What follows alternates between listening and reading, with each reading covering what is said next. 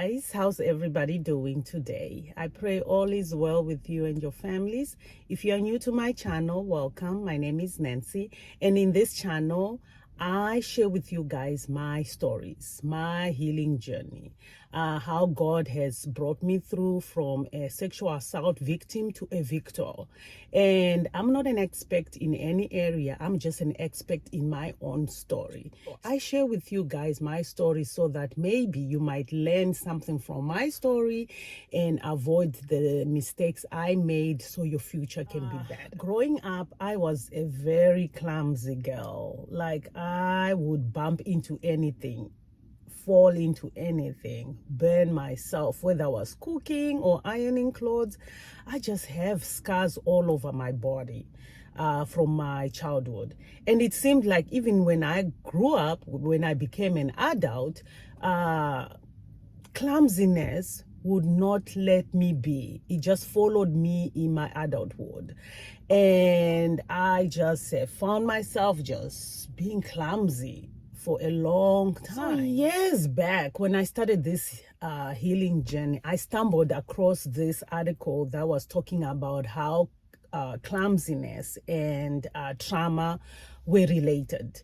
Although in that particular article, it was more for extreme cases of clumsiness that was related to trauma, proven or not, the article made sense to me. I believed everything they said. So when I looked back at how I grew up and the clumsiness that I experienced and the scars that are all over my body due to clumsiness, it just made sense to me. It made sense how these two were related. Have you ever closed a door on your finger, or let's say bump into a chair that suddenly it appeared from nowhere, bumped your little toe into the door, or your elbow or your knee, and then you realize that what you were thinking in that moment, you wanted to exterminate somebody with your words because they had triggered you or they made you angry. Before doing that, before reacting, you bump into something. Ooh, the excruciating pain that comes in you bumping into stuff or hurting your own self, it's unbearable.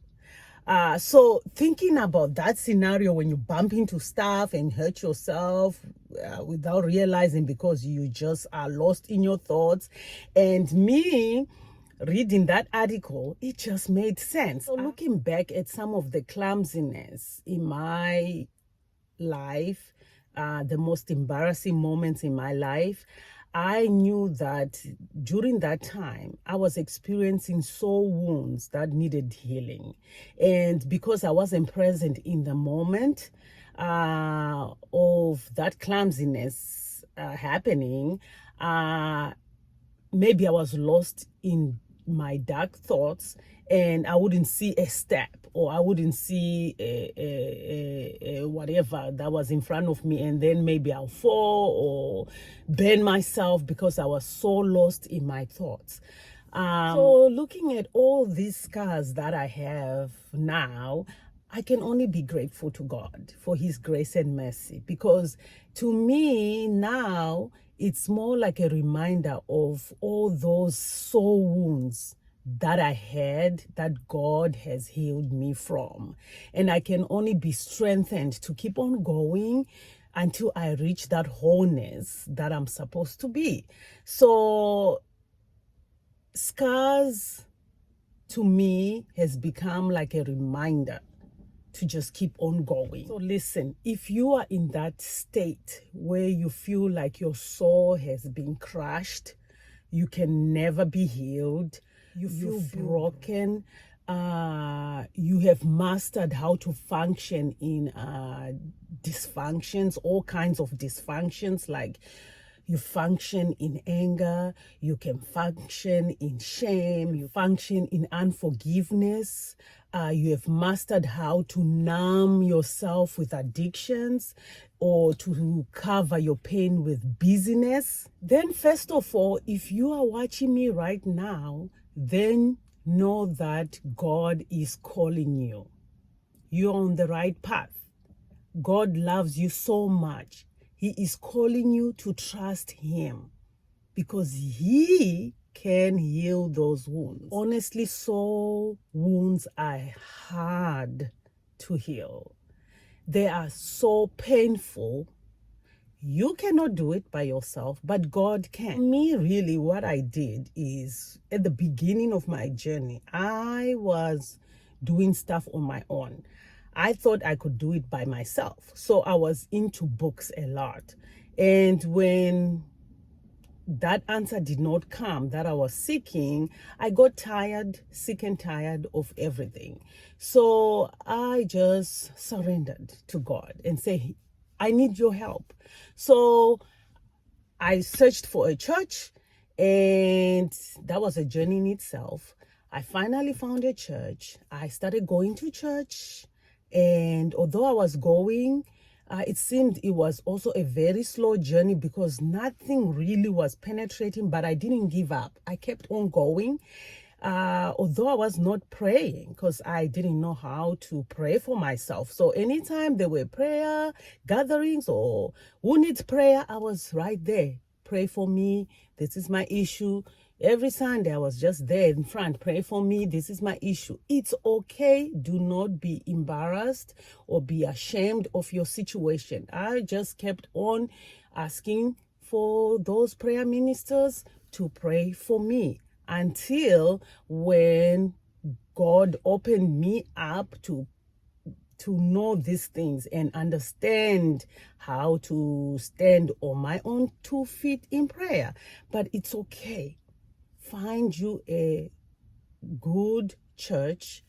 Keep going until something starts penetrating inside you. But as long you keep on running, fleeing when you are faced with your own truth, or hiding behind anger, hiding behind shame, hiding behind pride, hiding behind fear, then that wound, it will look like it's healing when the season is like quiet, but all it did is it turned into a scab. When you are triggered or irritated or whatever happens, you're gonna find yourself scratching on that scab. I don't know if you ever had a wound and you have a scab, and it itches a lot. So when you scratch on that scab, what happens? You are eventually going to peel it off because you're so annoyed with the itchiness, and you find out that the wound will be fresh. It starts bleeding again, and now you want to heal again. That's where I was stuck on. Anytime I was desperate, I would run to these books, find a solution, a temporary solution, get the solution to my wound, and it looked like it was healing. And then when the itchiness came, I would scratch until I removed that scab, and I would go back again to that freshness of that wound. So I remained in a cycle of nowhere because books alone wasn't my answer. You are at that phase where enough is enough. You're just sick and tired of everything that's happening to your life. Then you start journaling if you don't do it already. Journal your thinking patterns, your habits. You want to capture those, because that when you capture it, they're going to tell you exactly where the wounds are. Once you know how to capture your thoughts, you will be able now to also do one thing at a time. There's this article, or it's a book, I think, long time ago that I read, that multitasking and pain don't go hand in hand. That's a story for another time. So really, you'd want to train yourself to do one thing at a time.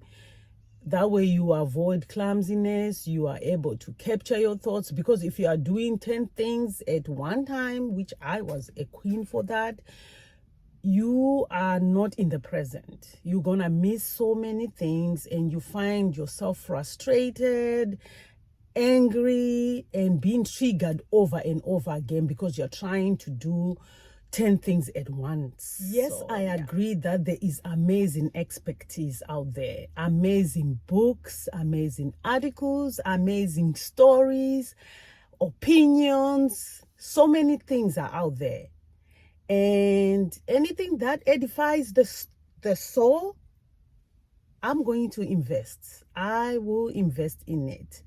But once you know in your knowing that the only source, the only answer to your soul healing is God, then He will direct you to all these amazing resources out there.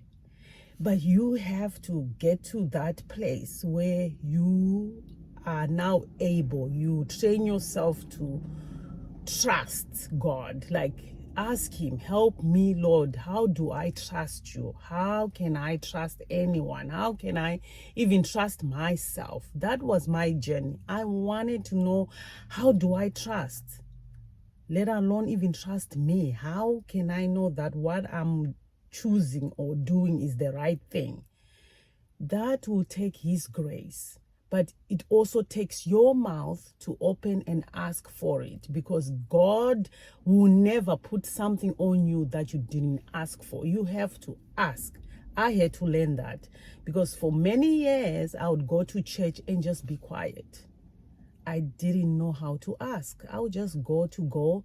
And when it's prayer time, when the ministers ask for who wants prayer, I would go there. Can you pray for me? But the reason why I wasn't opening is because inside me, I wasn't trusting that even what they are praying was going to come to pass. I just had barriers inside.